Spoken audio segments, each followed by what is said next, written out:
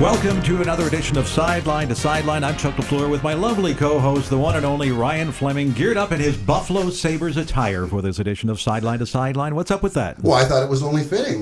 We have one of the greatest goalies in Buffalo Sabres history coming in today, don't we? We'll get to that in a moment. I don't think he played for the Buffalo Sabres, but he is a Stanley Cup winner. We're talking, of course, about Frank Pietrangelo from Niagara Falls, Ontario, who's been in the NHL and played in Europe, and just a fantastic guy who is now running the show in Niagara Falls with the GOJHL's Junior B Canucks. Frank, welcome to the show. For clarity's purposes, you were never a member of the illustrious Buffalo Sabres organization. No, I hate to burst your bubble there, but close but no cigar. Well, you were a Sabres fan, though, growing up. So this is true. So this is why I actually wore the jersey here, because I wanted him to feel at home. I wanted him to bring him back to his youth. That's what I do for you. Well done. Thank you. Yeah. Okay. First and foremost, a pronunciation of the last name, and are you related to Alex? Somebody wanted to know.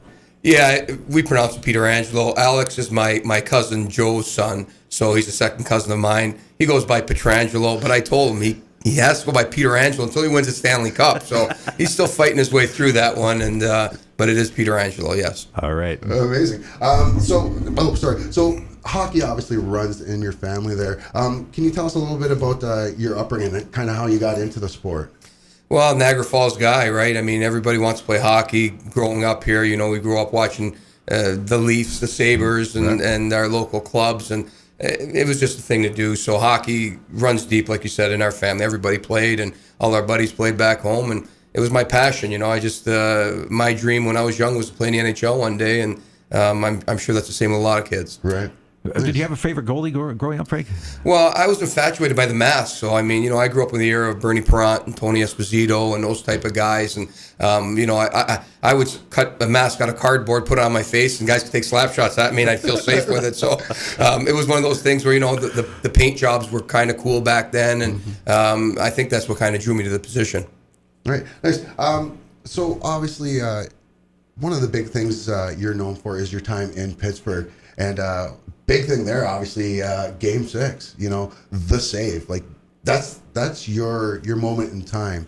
What is it like? Like, how do you feel knowing that you have that legendary moment? Because there's only so many legendary moments out there when it comes to sports. And you have one of the most iconic in Pittsburgh Penguins history. It's got to kind of feel neat. It's great, to be honest with you. I mean, in Pittsburgh, it's... you have the Immaculate Reception, and you have some memorable moments in Penguin history, and the save is one of them. So it's great to be remembered. You can be remembered for a lot worse than life, that's for sure. So it was such a big moment in time for the Penguins en route to winning the first Stanley Cup, and it's great to be part of that and be remembered for such a great achievement. Frank, hopefully we can get you to stick around for another episode, an upcoming episode of Sideline to Sideline, because, boy, with Frank's career, we have so much to talk about, for college hockey and the NHL years. But with the Niagara Falls Canucks, how did this all come about? You're a hometown guy, and to become owner and running the show with such an illustrious franchise and such a rich history of junior hockey in the city. Yeah, it truly is. And I'm a former Canuck myself. I'm from Niagara Falls, so grew up watching the Canucks. I always wanted to play for the Canucks, and it was part of my history and part of my upbringing here in Niagara Falls. So when I retired, I didn't know what I was going to do with myself, but I always coached minor hockey with my kids, and knew I wanted to give back in some capacity. And the opportunity came up for me to get involved with the Canucks and to become an owner of the team. And I really wasn't sure if that's what I wanted to do.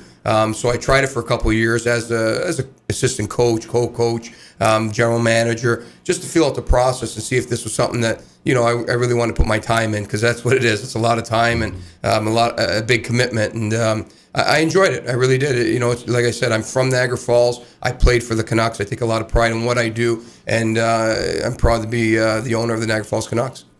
Awesome. Now, making that transition to owner, GM, coach, what were some of the obstacles that I guess you weren't expecting that came up for you?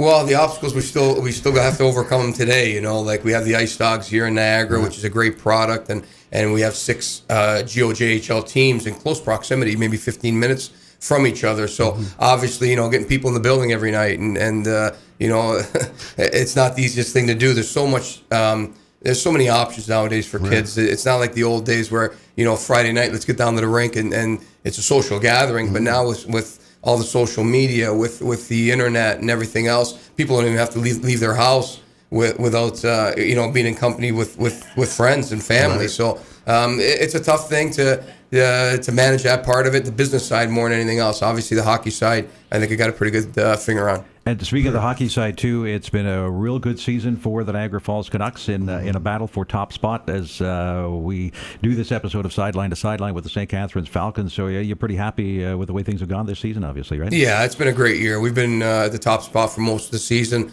There's been a handful of games where we haven't. We've been in second, but things have gone very well. And not every year is like this. We all know that. There's ups and downs in sports. This is one of those years where we have a really good group of guys, both on the ice and off the ice. So it makes a big difference. Our chemistry's good, and we've won the majority of our hockey games. And it's not an easy thing to do at the junior level because these kids, their minds are all over the place sometimes, right? Now, you spoke earlier about this, nowadays with social media and people not having to leave their house with there being so many choices. Are you noticing a big difference, like the evolution from yesterday's players to today's when it comes to social media? Absolutely. I mean, we take it very seriously, first of all, because there's a lot of negativity with some of the things that could happen with social media. So there's a mandate from Hockey Canada, the OHF, the OHA, to really keep an eye on what's being said and how things are being handled. Things are spread very quickly, and once they're out on social media, you can't get them back. So we try to keep a finger on that. Having said that, it's a great tool to get out to people. Let's be honest here, and we try to utilize that the best of our abilities for sure. Frank, we want to talk about a group of people that you don't often hear about. You see them on game nights at the rink, but the volunteers. You've got the hockey staff, obviously, and there are so many people that work behind the scenes with an organization such as the Canucks. Can you elaborate on that for a bit? You can't do it without them. Let's be honest. I mean, right from your front door staff to your point streak staff, your time box guys, your video people, your announcers, and I mean we have people who've been with our team for years and years and years and give up their time and just to be part of the Niagara Falls Canucks organization. So we're very appreciative of what they do, the time that they and commitments that they make, and we wouldn't be able to function without them. That's for sure. Mm-hmm. So what's the next step for the Niagara Falls Canucks? Obviously, we want to make the playoffs. You're going to obviously want to win the championship this year. But I guess what I'm getting to is what do you see for the team itself? Like you're competing with the Niagara Ice Dogs. How do you get to that next level? How do you break through that ice? Well, I don't think we can't ever compete with something like the Niagara Ice Dogs. Right. I mean, it's a different level completely. So it's not about competing with them. I think what we're trying to do is like I said, I'm a Niagara Falls guy. I'm born and raised here, played for the Niagara Falls Canucks. We have a ton of local players on our hockey team. And I think the whole idea is that it's a great product. It's a very inexpensive product. It's one night a week. Friday nights is our home night for the majority of weeks. And, we just ask the people come out and support, come out and watch a very good hockey team. We've lost 5 games all year. We have a chance to win the Sutherland Cup championship this year. Things that are very unique and don't come around very often. So I guess that's our main goal, is just try to get more people in the building and continue to support our product. You mentioned the building, Frank. We have to touch on that. What a great facility for the team to play out of. It is. The Gale Center is fantastic, and they do a great job there. The city of Niagara Falls and the Gale Center staff, we're their main tenant there. It's one of the best facilities in Southern Ontario. I mean, obviously, there's places like the Meridian Center and these other arenas that are bigger venues, what have you. But for Junior B hockey, I mean, it's just a fantastic place to play. And come on down and watch the Canucks. And I would be remiss not to ask, but speaking of the facility, I was wondering maybe I could come down sometime and get some goaltending lessons from the master. We'd love to have you don the pads for a day and get some guys rifling some biscuits at you. Is there any chance we can get him like tied to the post or something like that? A la Goldberg, the Mighty Ducks. I'm just thinking, yeah. Minus the horrendous future he has. Well, if he's going to do it, Chuck, we're going to make sure that he's not going to be able to run away once he sees what he's in for. Because he would. You know he would. Listen, I don't know if I like being a target. Wow. We look forward to that on an upcoming episode of Sideline-to-Sideline, and we look forward to having Frank Pietrangelo join us again to talk about his playing career. Much to chat about on an upcoming episode, Ryan.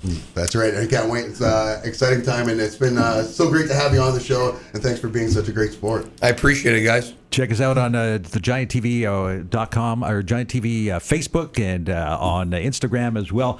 More coming up with Frank Pietrangelo in the weeks ahead. This is Sideline to Sideline. I'm Chuck LaFleur, along with my illustrious and lovely co-host, Ryan Fleming.